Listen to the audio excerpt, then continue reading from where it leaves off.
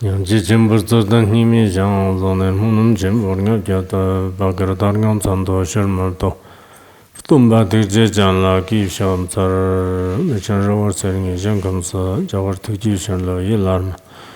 Jime panzo jala sara de gongje toban pawar shinji lo, gongje toban pawar shinji lo, gongje toban pawar shinji. Profound and subtle Dharma is rarely encountered in eons. Now we can hear and follow it. May we realize the Tathagata's meaning. To liberate sentient beings, please generate bodhicitta before today's teaching. Now let us continue our study of the Sutra of Great Liberation. In our last session, we mainly discussed taking refuge in the three jewels. Ultimately, we should take refuge in the Buddha jewel of the single vehicle. What is the Buddha jewel? It means recognizing the original nature of our mind, the true nature of all phenomena, the state of the inseparability of appearance and emptiness. This is actually the Buddha, our ultimate refuge. We concluded by discussing the principle of all beings entering the single vehicle.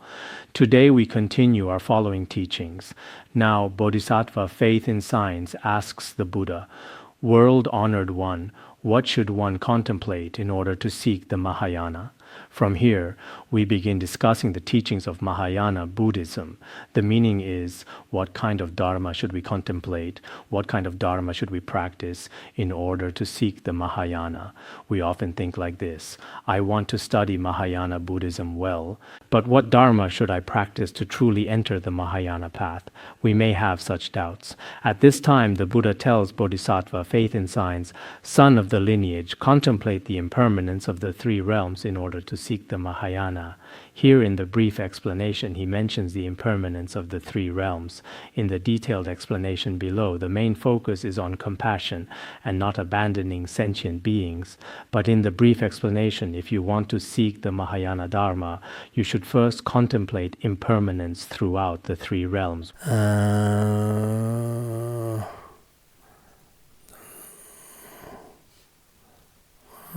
We should contemplate impermanence throughout the three realms. This is also very important. Everyone should probably be clear about this. When we study certain tantric teachings, whether it is Jetsun Dzogchen or Longchen Yingtig, among the 7 preliminary practices, there is always contemplating impermanence. Contemplate that all phenomena are impermanent, like water bubbles. This is very important. Why is that? Because only the ultimate nirvana is trustworthy.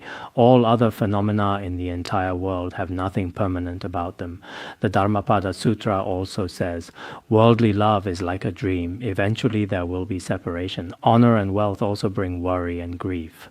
All the love and affection in our world is like an appearance in a dream. Eventually there will certainly be separation. All worldly glory and wealth will ultimately bring suffering, change, and impermanence. Only nirvana can forever leave behind birth and death. Only what is eternally unchanging, attaining the fruit of nirvana. This alone is eternal, free from all birth and death. So if we wish to seek the Mahayana Dharma, we should first contemplate the impermanence of the three realms. This is a fundamental practice. Some people may think, oh, if I am practicing Mahayana Buddhism or studying the tantric vehicle, I do not need to contemplate impermanence. Impermanence belongs to the lesser vehicle. They think it is just a minor teaching mentioned in the 4 Dharma seals. They think for the Mahayana, one just needs to benefit sentient beings. Actually, that is not the case. In this sutra, it teaches us to seek the Mahayana by contemplating impermanence in the 3 realms. Next, Bodhisattva Faith in Science asks the Buddha again, what is meant by contemplating impermanence? Specifically, what exactly is contemplating impermanence?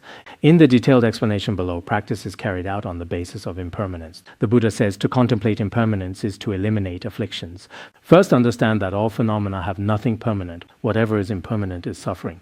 Contemplate this principle well. After contemplating, whether it is worldly glory and wealth or the attachment to the truly existent nature of the outer world and sentient beings, all these afflictions can be eliminated. So, through the method of contemplating impermanence, we can first eliminate the afflictions in our own mind stream. First, there should be renunciation before we practice renunciation, bodhicitta, and the wisdom of non-duality. Actually, I feel that the root of renunciation is impermanence. If you want to generate a very strong sense of disenchantment with the entire cycle of existence, then the teaching on impermanence is indispensable. So you should first eliminate this grasping at real existence, then practice right mindfulness with compassion as the foremost, then practice mindfulness and awareness, practice the Mahayana Dharma. When practicing the Mahayana Dharma, the main focus is on compassion. With compassion as the foremost, then we practice, then teach the Dharma to liberate others without seeking any reward for oneself. If compassion arises in our mind stream, then we will certainly liberate other sentient beings through teaching the Dharma. And the purpose of teaching the Dharma is not for oneself to receive reward or karmic fruition. It is not like that. One does not seek any reward. This phrase, not seeking reward, some directly explain as not seeking any return. It also means not wishing to attain the nirvana of Shravakas and Pratyeka Buddhas, not seeking a solitary peace for oneself. It is not like that. This is what is called a true Mahayana Bodhisattva. Every day we recite the ritual for taking the Bodhisattva vow. We each say, "Today I have become a Bodhisattva." But in reality, in our mind stream, have we contemplated impermanence, cultivated compassion, and worked to liberate sentient beings? Have we done this? We can examine ourselves. Not abandoning sentient beings is seeking the Mahayana. Not abandoning sentient beings, this is what it means to truly seek the Mahayana. Everyone should remember this phrase, because the ultimate thought of Mahayana Buddhism is to benefit sentient beings. Moreover, not abandoning even a single sentient being. We want all sentient beings under heaven. It is not like what politicians say. For politicians, it may only be people of their own ethnicity or their own country. For people who are truly useless to them, they might abandon them. They might abandon animals that are not human. But in Mahayana Buddhism, as long as it is any sentient being under heaven, whether animals or hungry ghosts, all of them, we wish for them to attain benefit. Moreover, these Mahayana Bodhisattvas, as long as it is for the benefit of sentient beings, they do not seek the fruition, nirvana, or cessation for themselves. As long as they can benefit sentient beings, they are willing to remain in samsara forever. There is an aspiration prayer of Manjushra Bodhisattva. It was an aspiration made before the Tathagata Thunder Voice King. The verses are not many. Among them is one verse. All the virtue I constantly practice, I will not take the direct path to enlightenment. If even one sentient being has not been liberated, I will remain in the Dokyon to continuously benefit them. The virtue that one practices, one is unwilling to take the direct path to enlightenment. If in this world even one sentient being has not been liberated, if even one sentient being has not left samsara, then they are willing to remain in the defiled, dark eon and to continuously teaching and transforming all sentient beings, benefiting them. So for all of us here, everyone should I can say these words as well, but when it comes to actual practice, I truly feel quite ashamed. But we understand very clearly that in Mahayana Buddhism, in whatever circumstances, we must not harm any sentient being. Whether directly or indirectly, we should not harm any sentient being. This is the most magnificent aspect of the Mahayana, and also the most extraordinary. Also not abandoning any sentient being. Unlike some of us, thinking this person has a good relationship with me, so when I have the opportunity, I will help them. This person has a bad relationship with me, so whenever I have the opportunity, I will harm them. In this regard, really, in the future, including those of us who is the volunteer in the future, staff members and people in charge, sometimes it is hard to avoid. Today another opportunity came. I should think about reporting on others or something like that, because worldly people are like this. Everyone knows when a leader comes to power, they have their circle, that group of people in their circle. And within this circle, as long as they have the opportunity, they repay kindness to some and take revenge on others. But the philosophy of Mahayana Buddhism is really not like that. Sometimes perhaps because we repay kindness well without taking revenge, some savage beings deliberately bully you. This is possible. But regardless, as long as you protect sentient beings with a compassionate heart, one day these sentient beings will also be transformed. So on this point, sometimes I personally touch my own conscience and reflect. Right now, for example, at this institute, I am also considered an administrator. Over so many years, just because someone treated me badly among us, whether I know about it or not, someone who often treat me badly, including those who listen to teachings during the day and then go say all kinds of things behind my back at night.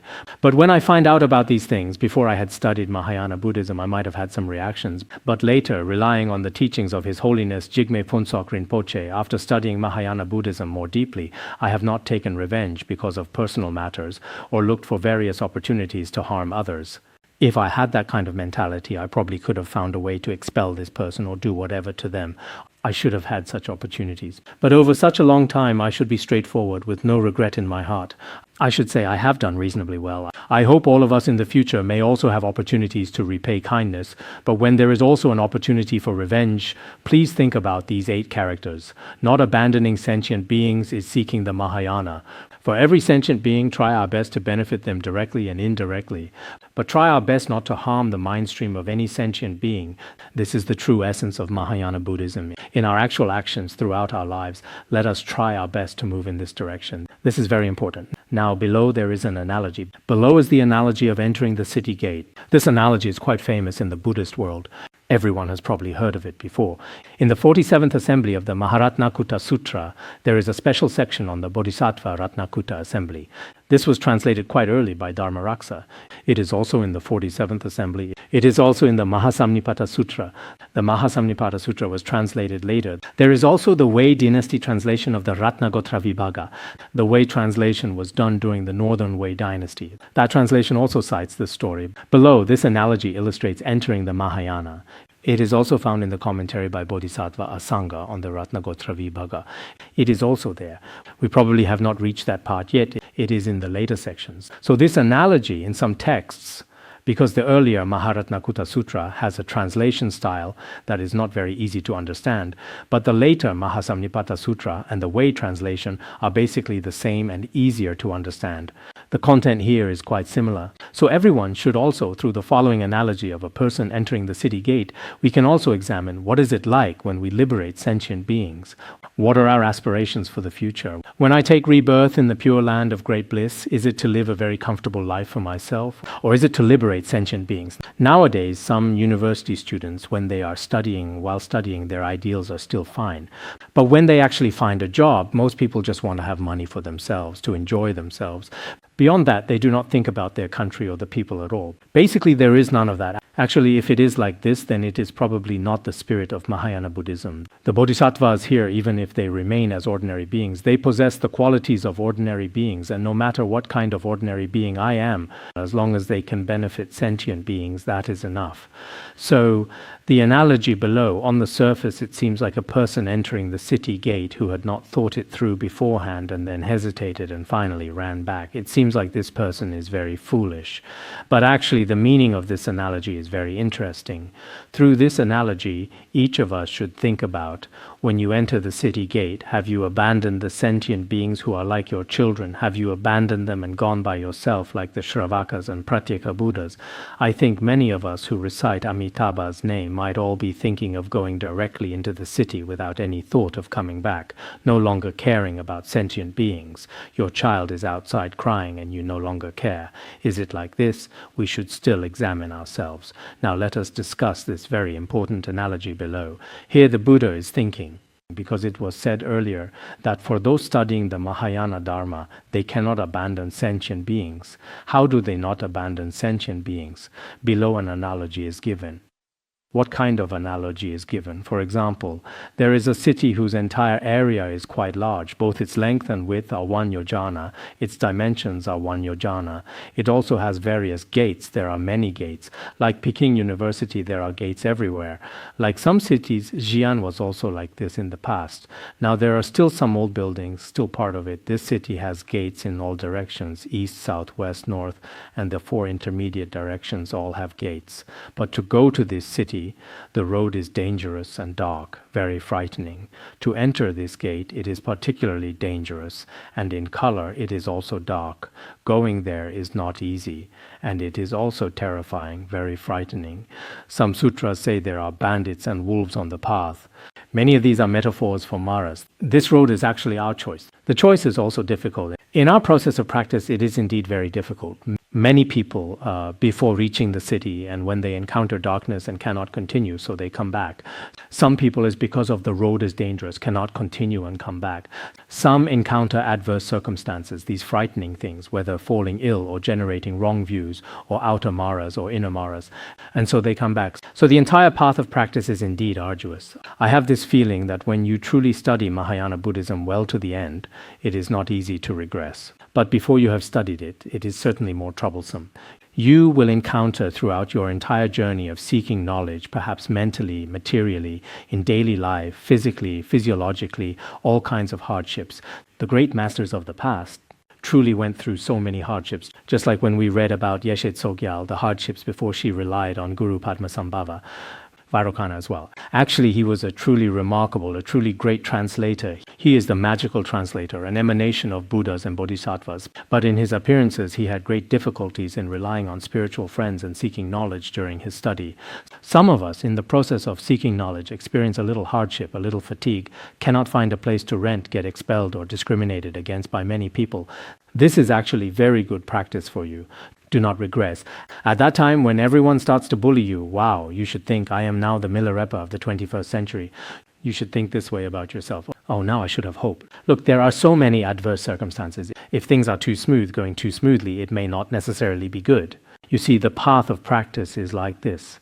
At this time, if one enters this city, if one truly enters this city, then there is endless happiness. Inside there is food, clothing, and everything. Every day enjoying, just like the pure land of great bliss. There is a person who has a son, and he loves this son very deeply. He loves him so much.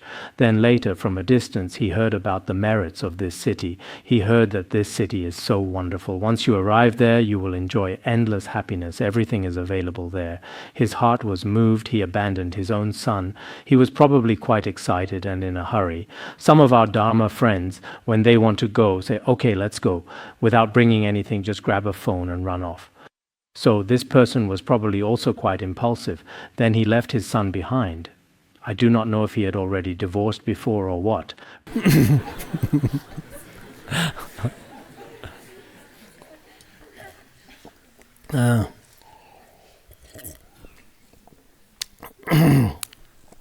Bringing along a son. When we mention divorce, everyone understands very clearly. Then he began to enter this city. This person had various skillful means. Was not I mentioned that the road is very dangerous and also dark? But he probably found people, thought of various ways.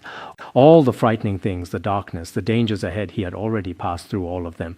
He had passed all the dangerous roads. Then he arrived at the city gate. But some sutras say that the city gate has an outer gate, an inner gate, and a middle gate. He arrived at the middle gate. He had not yet entered the inner gate. When he was at the middle gate, one foot entered inside the city. The other foot he had not yet lifted up. He was in the process of crossing the city gate. At this moment he thought of his son. This narrative is quite well done. At that moment he thought, my son, how could I be like this? At the gateway, with one foot inside and one foot outside, he suddenly remembered. Then he stopped and did not move. He thought of his own son. He thought, my only son, when I came, I did not bring him. When I came, why did I not bring him along? Why did I not bring him along? If I enter inside like this, I might live extremely happily. But who will raise and protect him? His mother is also not with him. Other relatives and friends there are none, just like some only children nowadays. It is quite pitiable. Who will raise and protect him? And who can help him become free from all suffering? Who will raise and protect him and help him be free from all suffering? Who will help him become free from all suffering? How will he go to school? How will he do this and that? So many of his affairs have not been arranged. At this time he abandoned the happy city and returned to where his son was. He had already left behind all the dangerous places. After entering, he came back again. The Buddha uses this analogy to tell us, son of the lineage, the compassion of a bodhisattva is also like this. Out of compassion for sentient beings, actually they have already practiced. Finally, as bodhisattvas, they have already attained the 5 clairvoyances. Probably without the knowledge of the exhaustion of contaminations, just the 5 worldly clairvoyances, perhaps equivalent to some attainments of Shravakas and Pratyeka Buddhas. They have already attained these, already practiced well, but on the verge of attaining the exhaustion of contaminations, just about to attain the knowledge of the exhaustion of contaminations, they do not take the attainment. Some say not taking the attainment, some say not taking the fruition. But the meaning is basically the same. When they are just about to attain Buddhahood or about to attain the highest state of a bodhisattva, they do not choose this and come back instead, just like that person earlier. Why is this? Because that person just now thought of his son. And for the bodhisattva, why do they not take nirvana for themselves? It is because of compassion for sentient beings, because of pity for sentient beings. They abandon the 5 clairvoyances along with the exhaustion of contaminations. They give up the 5 clairvoyances that come with the exhaustion of contaminations. And so this person has returned to what is in appearance appearance, the level of an ordinary being, no different from other sentient beings. This is the meaning the Buddha conveys. Just now we felt that this person, on one hand, it makes sense that he does not go to the city. But if he wanted to go, we can also understand. For bodhisattvas who have generated bodhicitta, they also want to take rebirth in the Pure Land and enjoy a nice buffet with Amitabha Buddha. That is also understandable, but some are not willing to do that. They remain in the Saha world, just as His Holiness Jigme Phuntsok Rinpoche says in many of his Vajra songs. How happy are the Buddhas and Bodhisattvas in the pure realms. While I am here in the turbid age, among the crowds of wild sentient beings, how I am, His Holiness Jigme Phuntsok also showed much suffering in the appearances. This is also a choice of the Bodhisattvas.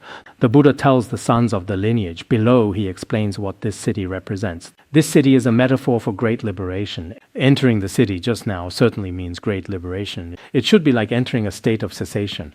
For Buddhas and Bodhisattvas, for many, many eons, they enter into samadhi.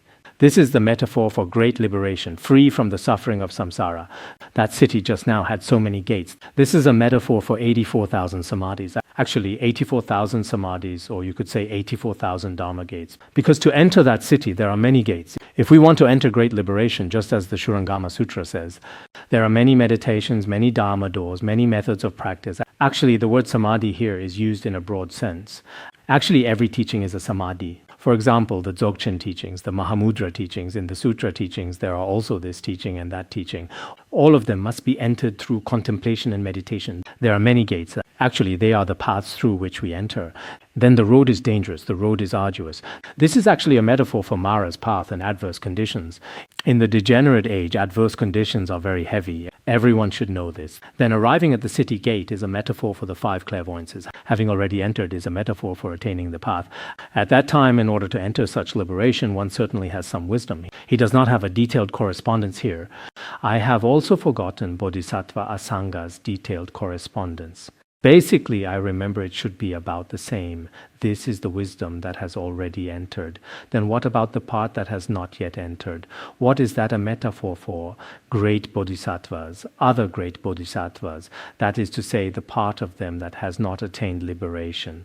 Some are in the 6 realms of samsara, continuously liberating sentient beings. They do not take nirvana. It is spoken of from this perspective. Then here, when he thinks of his one son, this son is a metaphor for all sentient beings of the 5 realms, although in the analogy it is one son, but here the sentient beings are the countless sentient beings of the 5 realms. But in the analogy, sentient beings and the son can correspond to each other. Then he begins to think of his son. What does this represent? It represents great compassion. For the Buddha, not abandoning sentient beings through great compassion.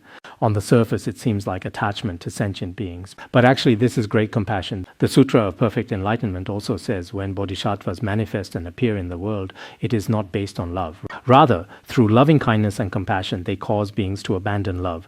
They use the semblance of desire to enter the cycle of birth and death. It is a semblance of desire. Some other sutras also say that in front of sentient beings with very strong desire, bodhisattvas transform themselves into beings with desire. Otherwise, those beings would have no way to cut through desire. Gradually, when the conditions are ripe, they sever their desire and ultimately attain liberation. In front of beings with very strong hatred, bodhisattvas manifest as having hatred. Then gradually they teach and transform them. So just now, his very strong love for his only child is actually love for sentient beings. But for loving sentient beings, the bodhisattva does not have love and desire with characteristics of their own. On the surface, indeed, it appears that they have this love or desire or afflictions, but actually there is no such attachment. Therefore, here it represents great compassion. Just now, when he returned to where his son was, it is a metaphor for taming sentient beings and enabling them to actually attain liberation. He does not go to the happy city.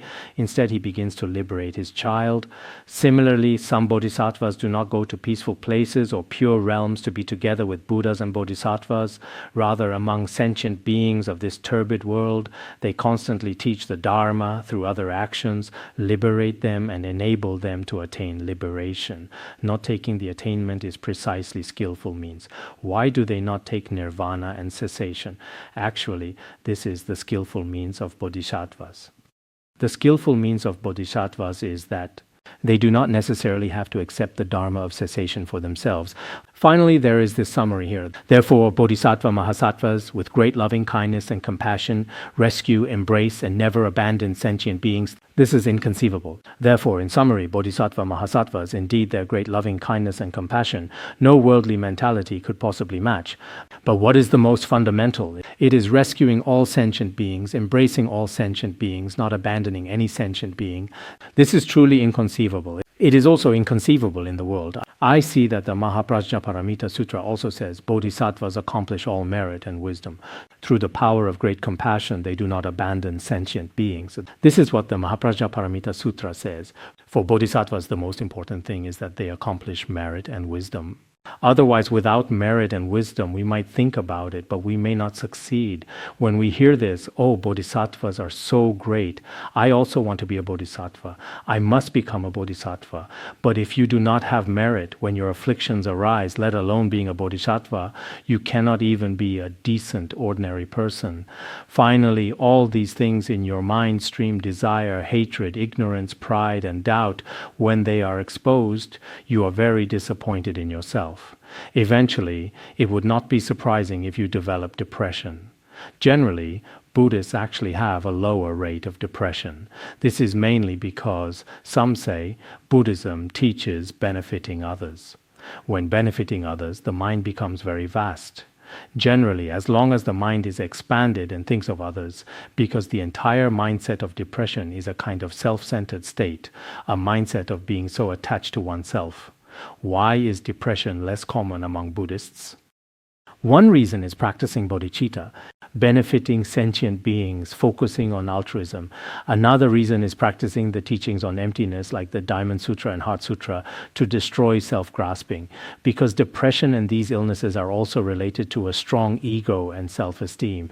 If we have practiced emptiness and broken through that outer shell, then the inner space is very vast. So there will not be such bondage. For those who have psychological issues, practice more Mahayana Buddhism. The teachings of Mahayana Buddhism on emptiness and bodhicitta, if you practice both of these, I believe that as long as you practice well, you certainly will not get these. Nowadays in the world, so many people have psychological problems. I do not know what the reason is. In the past, many illnesses were unheard of. Up to now, Tibetans do not know what depression is. Perhaps they are relatively uninformed. Perhaps they do not have this term. Or perhaps it is indeed because of Mahayana Buddhism. I have asked many Tibetans, of course some scholars now, people in the cities, they certainly know. They know quite well. But generally speaking, like around monasteries, relatively pure-minded nomads and farmers, if you ask them, do you know what depression is? They say, what is depression? Is there anything wrong with your mind? Nothing. I have nothing. It seems that comparatively their psychological health is better. Perhaps in the Tibetan region with the blue sky and white clouds, the whole climate is quite cold. So generally depression has no way to take root because it is too cold. I do not know if that is the case. Perhaps there are some teachings of Mahayana Buddhism. Indeed, I think if a person has practiced bodhicitta very well, how could they have depression? They care of sentient beings all day. They simply do not have time to think about themselves. If thinking about emptiness, there are some such as the analysis in the Madhyamaka teachings. It seems like there is a Vajra song by His Holiness Jigme Phuntsok Rinpoche that says, I have already realized emptiness. You Mara kings, if you have the ability, come forward. I will fight with the wisdom sword of emptiness with you. The warrior spirit in that Vajra song is really quite something. I have now completely realized emptiness. Whichever of you demons and non-Buddhists has the ability, you can step forward and try to trigger my self-grasping. If you can trigger my self-grasping, it means you have won His Holiness. Jigme Phuntsok often had such words in some of his Vajra songs from the past. So if we have studied a bit well, self-grasping and suffering should not arise. The Buddha again tells Bodhisattva, faith in signs, son of the lineage, the great bodhisattvas, from the very first generation of the aspiration, all the way until attaining the fruit of enlightenment, constantly practice the 10 virtues for sentient beings. This word practice, looking at the Tibetan text, it could also mean for these sentient beings, from the first generation of the aspiration until the end, they constantly uphold the 10 virtuous precepts for sentient beings. In the Tibetan text, it also seems like transmitting to others. It can also be understood this way. Actually, both meanings can be said. As a bodhisattva, one aspect is that they often uphold the 10 virtues themselves, not killing, not stealing, and so on. They also help sentient beings often take the 3 refuges and 5 precepts and the 10 virtuous precepts. So this word practice in the Chinese text should mean receiving oneself. If it means transmitting to others or giving to others, it might need the hand radical in the Chinese text.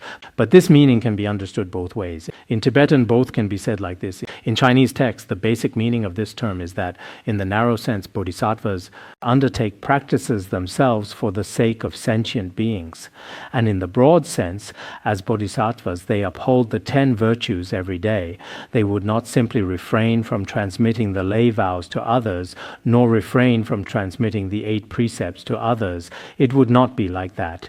When there is an opportunity, they should let many sentient beings receive the 10 virtues. This is very important. After we have generated such bodhicitta, we should also regularly help others take the 3 refuges and the 5 precepts. All of these are appropriate. So what are the 10 virtues? What constitutes the 10? The first is not killing. We have discussed these many times. Everyone should be clear about it. The second is not stealing. The third is not engaging in sexual misconduct. The fourth is not lying. Not lying in speech. Not lying is still very important. If an ordinary person tells lies, then all trust is lost. Speech should be very important. The fifth is not speaking divisive words. The sixth is not speaking harsh words. Harsh words are also very frightening. If one does not speak harsh words, if one speaks in a more civilized manner, everyone will like them very much. There is a passage in the Shariputra Abhidharma Shastra that says, if a person abandons harsh speech and rough words and speaks gently, everyone will love and delight in them. Our speech is still very important. If one does not often scold others, does not often speak violent words, and speaks gently, some people speak in a way that makes others feel very comfortable. Whether teaching the Dharma or giving ordinary speeches, whatever they say, it seems that in their words there is naturally a kind of blessing power. Everyone really likes such speech. Actually, some people often say, why do others dislike me? Why do others not like me? Actually, perhaps your expression is part of the reason, or perhaps your speech is part of the reason. Sometimes when we speak very harshly, especially like this, at the moment, nobody will say anything to you, but gradually everyone will stop liking you. Speech is very important. It is the gateway to all communication. So when speaking, as I just mentioned, that when it is appropriate to speak, you can speak. When it is not appropriate to speak, there is no need to speak loudly. Come, look, hurry, say it, put it down. Sometimes this is not necessary. You are carrying a case of drinks, and sometimes hurry up, come on. This kind of speech, well,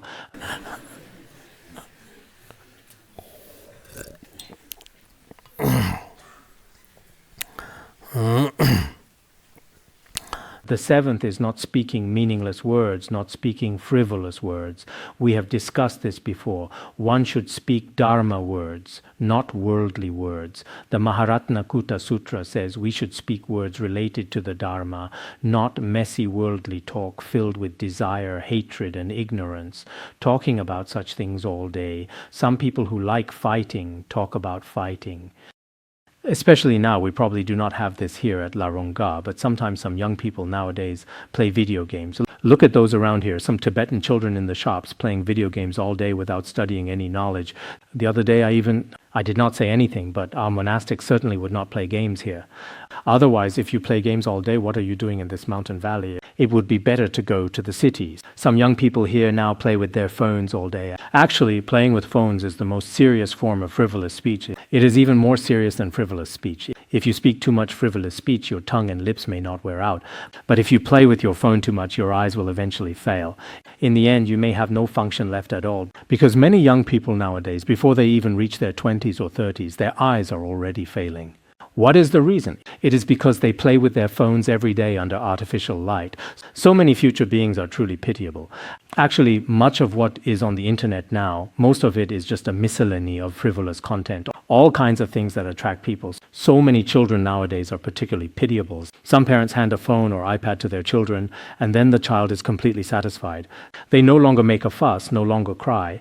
Many children in the Tibetan region now, and it should be the same in the Han region, are very pitiable. They basically start from just a few years old and continue like this. They cannot even speak yet, but they are very skilled at playing on phones. This era can be called an era of magic tricks. a particularly frightening era. In the future, when these people grow up, they will have no sense of values. All day they live in this kind of drifting, illusory world. Then in life, in actual reality, when they encounter even a small adverse condition, their hearts are incredibly fragile. Look at some young people now. As soon as the supervisor says something slightly critical, they say, "Fine, I am leaving." Wow, this is really... You may not know about this. I may not know much either, but perhaps I know a bit. Nowadays, people are especially fragile, unable to withstand even a single blow. If a supervisor or a colleague glares at them or says one word, then that person just cannot handle it anymore. So our era is also one of the most frightening eras. This is also brought to us by a kind of magic trick. It is also our minds living in an illusory world. Everyone should be clear about this. Especially as a monastic, especially in the mountains, in a place like this, you have given up so many lovely things of your own and come here. If you still do not cherish your time, not studying, contemplating and meditating every day, that is not worthwhile. Or if you are here doing some work or volunteer work while also attending some classes and learning some Dharma, this is for your entire life, I think, truly rare and precious. No matter what kind of person you are, if you are in front of a Dharma teacher and attend even 1 class or 10 classes, that value, if measured in money, is perhaps very rare. So everyone should, I believe you have more wisdom than I do, more talent than I do, more ability than I do, more compassion than I have, and merits in all areas as vast as the ocean. There is no need for reminders. Sometimes when we see that many things in real life will naturally arise as a sense of compassion in our hearts, one could say it arises spontaneously. What will become of this era in the future? What will become of our eyes in the future? What will become of our minds in the future? In the 19th and 18th centuries, although material civilization was not so developed, the minds of people then were very pure. Life should have been very pure. I have this feeling this is about frivolous speech. Next is not being covetous. Covetousness is the same as desire. Then not having ill will, not having hatred, then not holding wrong views. Why is it said this way? Why does it say wrong views instead of ignorance among desire, hatred, and ignorance? Actually, wrong views are the result of an ignorant mind. The reason the 10 non-virtues often mention wrong views is that simply saying not ignorant would not be very clear, but when it says wrong views, it means not knowing the truth, adding what does not exist and diminishing what does exist. Such perspectives are called wrong views. So here it does not say ignorance, only wrong views. With wrong views, certainly the root is ignorance, because with ignorance one cannot see the truth. This is the reason. A bodhisattva is thus endowed with loving kindness and compassion. Loving kindness can teach people to practice virtue and see the happiness of the world. The meaning is we will discuss loving kindness and compassion below. So what does loving kindness mean? Loving kindness means enabling others to practice virtue and then gradually enabling them to attain all the happiness of the world. This is the meaning of loving kindness. And then what does compassion mean? Compassion can rescue beings from the general suffering of the world and especially from the suffering of hell. Because compassion aims to rescue beings from suffering, especially the suffering of the hell realm and hungry ghost realm. If we combine loving kindness and compassion below, seeing sentient beings seeking the gate to nirvana but not knowing where it is, this is what bodhisattvas should do. Here below it discusses how to cultivate compassion. Compassion should be cultivated in this way. First, when seeing these sentient beings, one wishes to enable them to seek nirvana, to seek liberation. But sentient beings are confused and do not know. At this time, the bodhisattva should cultivate compassion for sentient beings. First, one must practice oneself. As a bodhisattva, if you have no foundation at all, if you have not practiced at all, then you cannot succeed. So when seeing these sentient beings, some of them, well, we often see people around us who do not study the Dharma, who kill and lie, who do all kinds of bad things, yet still think they are right. How pitiable. So we should first properly develop our own compassion and cultivate it well. Finally, when our compassion becomes very strong, then through actual actions we truly go to liberate these sentient beings. It is also a gradual process. Because of compassion, one opens the great gate of nirvana for sentient beings. Because your compassion has matured, just like some great masters now or some of our Dharma friends here, their compassion is really quite good, whether day or night, toward others, even in very tiny actions. One can see it with or without compassion in their heart. I often hear that people under some of our Khenpos and Khenmos, everyone loves to help others. Even in very small matters, they do not harm sentient beings, they do not offend sentient beings. Even a little bit of understanding others, helping others, may seem like a small thing, but actually it is a very great action. Sometimes when we do bad things, they may seem like small things, but actually they are very bad actions. This should be something everyone understands after studying so much Dharma. Everyone should be clear about this. So as a bodhisattva, what is said here? Firstly, cultivate great compassion very well oneself, and then because of compassion, teach sentient beings and open the gate of great nirvana for them. Sometimes I think about His Holiness Jigme Phuntsok Rinpoche in the past. The Buddhist Institute of Larungar, establishing such a place of practice here, it should have enabled so many sentient beings relying on these steps to gradually proceed toward the Palace of Liberation. It is truly inconceivable. In the future, when we have the ability to establish some places of practice, some platforms, they must be able to benefit sentient beings. Do not just now many online groups are set up, this group and that group, then soliciting donations, doing this and that. This is still quite concerning. I would like to remind everyone again here, I hope that some of us, not actually offering meals, but claiming to offer meals, not actually building schools, but claiming to build schools, if it is truly an official platform, then all the financial accounts should be well documented and supported. That is better. Otherwise, it is best that if you become a group administrator or a group member, if it involves sentient beings' various charitable donations, and you embezzle them by yourself, then this is not opening the gate of nirvana, but should be establishing and opening the gate of hell for sentient beings. This is extremely frightening.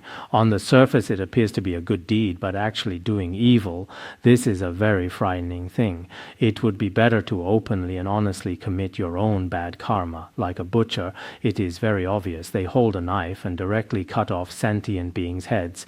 Everyone knows, oh, this is a butcher. But some of us use the guise of goodness and behind it have very bad behavior. In Buddhism, a very small number of people also have this. Especially now when we open a place of practice, it should truly be like a place of practice inside and out, all practicing virtue. Now on the internet and some platforms, please be very careful. I have not established various kinds of platforms. Sometimes people often use our name to do things. I have clarified this many times before. I will also make it clear to everyone here, if you want to donate, if you do not investigate carefully and just put money in directly, at a certain point perhaps no one can say anything anymore. Because now many scammers have already figured out the weaknesses of us Buddhists, and they specifically research this. What do they research? What kinds of merit are Buddhists like, for example, building Dharma halls, building schools, offering meals, releasing lives, doing this and that? What kinds of teachers, tulkus, khenpos, acharyas, great monks, and so on we like? And they also like to set up charity platforms, public welfare platforms, life release platforms, and so on. Now it is very simple. Just set something up casually online, collect a large sum of money, and then just leave. That is it. So all your merit is complete. Your merit of releasing lives is also complete. Your merit of charity is also complete. So our Buddhists are sometimes somewhat so naive. Because of our pure faith, perhaps you have a little merit because your intention is good. You have specifically supported a scammer. In that case, you may have a little merit, but perhaps no merit at all. On the contrary, this person becomes even more rampant in doing these things. So if we want to be compassionate to sentient beings, if we want to cultivate compassion ourselves, we should truly be able to establish places that open the gate of nirvana, great places of practice, great platforms that are selfless and imbued with wisdom and skillful means. Such places of practice are very important. Otherwise, if in name it appears very beautiful, but actually we deceive and harm sentient beings, then that is very unreasonable. So here it says, because of great compassion, one opens such a gate of nirvana for sentient beings, and moreover shows them a place of safety, enabling countless sentient beings to thereby attain happiness and peace. This enables the attainment of the Mahayana fruition. This is the true Mahayana fruition. So the Mahayana we seek is to enable sentient beings to benefit. So a great bodhisattva indeed, by establishing a place of practice, establishing a Buddhist institute, establishing an especially good platform, enables countless sentient beings to benefit. And some of us, including those with internet technology, electronic technology nowadays, should in the future selflessly create some platforms, even if just enabling others to obtain benefit through some means. Of course, if there is a beginning, I suggest there should also be an ending and maintenance in between. Otherwise, many young people now say, I want to do this. At the beginning, they are very enthusiastic, but then gradually they have no way to maintain it, and also without good management in the end. This may not be very good as well. Whenever we have generated the Mahayana bodhicitta in different eras, we rely on different skillful means to benefit different sentient beings, and we do not seek any reward for ourselves. This is something only Mahayana Buddhism has. Any other religion, any other ideology, perhaps does not have this. Does it exist or not? We can look through history, we can take a look. We can also look at the world of the internet. Gathering all the accumulated thought, how many examples are there of such completely selfless spirit of dedication in other teachings? We can examine this. So what is this? The true conduct of Bodhisattva Mahasattvas. Therefore, we should, as much as possible, spread the Dharma through teaching and through actions that benefit sentient beings, and thus propagate the Mahayana teachings. This is a responsibility that everyone who studies Mahayana Buddhism should carry. That is all for today's teaching.